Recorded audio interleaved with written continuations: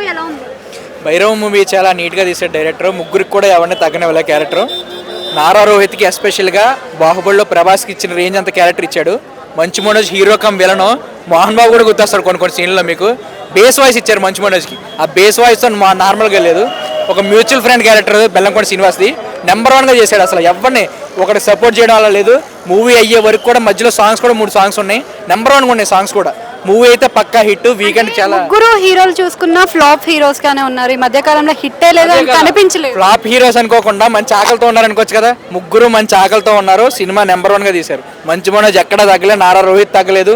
బెల్లంకొండ శ్రీనివాస్ కూడా తగ్గలేదు. బెల్లంకొండ శ్రీనివాస్కే సాంగ్స్ ఇచ్చారు.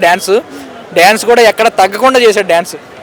అంటే ఇందులో బెల్లంకొండ శ్రీనివాస్ యాక్టింగ్ ఏమైనా డెవలప్ అయిందంటారా? అంటే అప్పటికన్నా ఇప్పుడు చాలా డెవలప్ అయింది. ఎక్స్పెక్ట్ చేయని 2 సీన్లు ఉన్నాయి. కాంతార పుష్ప జాతర సీన్లో రేంజ్లో బెల్లంకొండ శ్రీనివాస్ నుంచి ఎక్స్పెక్ట్ చేయని సీన్లు ఉన్నాయి 2. ఆ ఫేస్ ఎక్స్ప్రెషన్స్ కానీ అసలు ఆ ఫైట్స్ కానీ పూనకం చూపించాడు. పూనకం వస్తే ఎలా ఉంటుందో ఎవరు ఎక్స్పెక్ట్ చేయరు బెల్లంకొండ శ్రీనివాస్ ఇంత చేస్తాడని. నెంబర్ 1గా తీశారు. బాగుంది. సినిమాలో హైలైట్స్ అంటే ఏం చెప్తారు? హైలైట్స్ వచ్చి ట్విస్ట్ అండి. బాహుబలి రేంజ్లో ట్విస్ట్ ఉంది. అది చూస్తేనే అర్థమవుతుంది. నారా రోహిత్కి అయితే చాలా మంచి క్యారెక్టర్ ఇచ్చారు. Decent character. స్క్రీన్ టైం ఎవరికి ఎక్కువగా ఉందంటారు? స్క్రీన్ టైము ఇదే. ఎప్పుడు ఒక హీరోకి ఎక్కువ తక్కువ చేయకుండా మనడు లెవెల్ చేసుకుంటూ వెళ్ళాడు. ఫస్ట్ నుంచి కూడా ఇంట్రడక్షన్ నుంచి కూడా లెవెల్ చేసుకుంటూ వెళ్ళాడు. ఎవరిని తగ్గనివ్వలేదు. క్లైమాక్స్ ఎండ్ టైటిల్ పడే వరకు నెంబర్ 1 తీశాడు. అది మాత్రం